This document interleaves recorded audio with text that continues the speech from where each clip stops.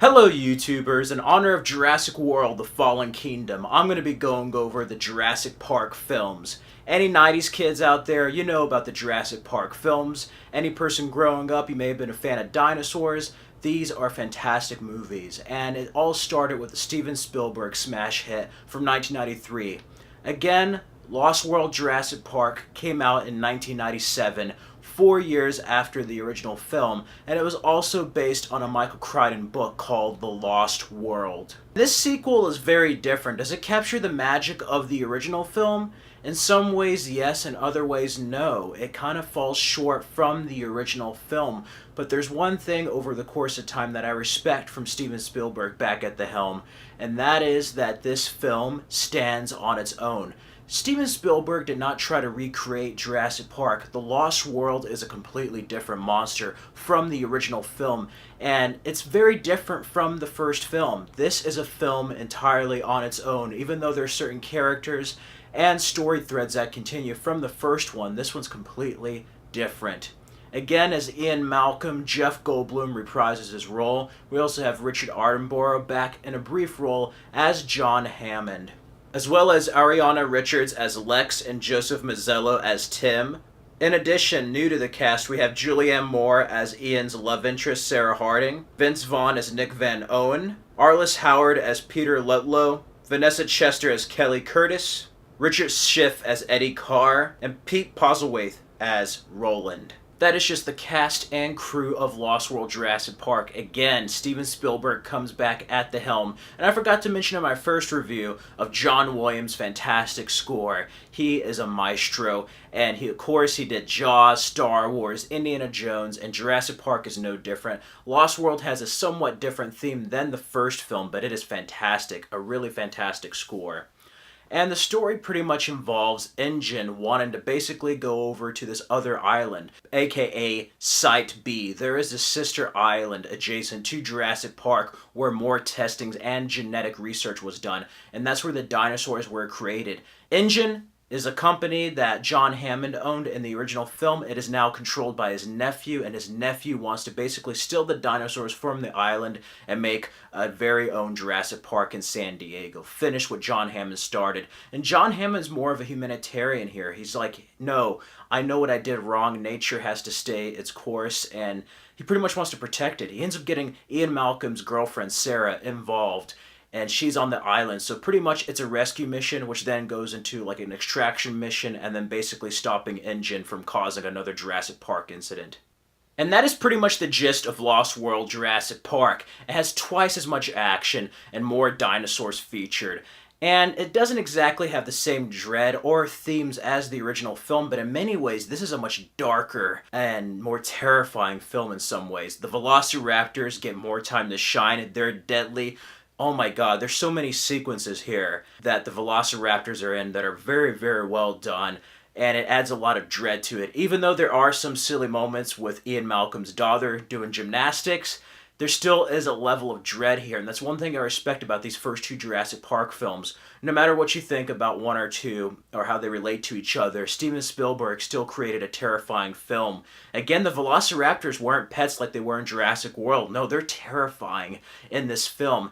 In addition, we have two T-Rexes in the film. They're deadly, they kill people, and they attack the characters. There's also a baby T-Rex, and of course, any parent does not want their child in harm's way. There's a great scene with the trailer, glass breaking, very, very tense, and yeah, who could forget that ending in San Diego? Lost World Jurassic Park is a bit of a disappointment for me compared to the first film, but more so because I really love the book. Jurassic Park and Lost World are great novels, but The Lost World was probably my favorite of the novels, and there's so much in there. And of course, John Hammond and Ian Malcolm supposedly died in the original novel of Jurassic Park. Of course, Ian Malcolm returns in Lost World somehow, and they changed that for the film, so this follows more of the film's narrative. Steven Spielberg originally wanted to bring back the shaving cream gel from the first film. Maybe they discovered the DNA. Michael Crichton kind of focused more on Site B, and it's very nice, but for some reason the sister island just looks like somewhere like in Portland, Oregon, where there's like a lot of pine trees and stuff, and it doesn't feel like it's in the same area as the original film. Of course, it's a sister island, but just the climate and the way the terrain looks is not tropical like Jurassic Park. And because of that, it has a different tone and feel. But the first hour and a half of the movie is very kind of slow. It does have some awe moments, but something about it's missing. It's not until the dinosaurs come in that it really kicks into high gear. And I don't like all the characters, but I'm not sure if you're supposed to really.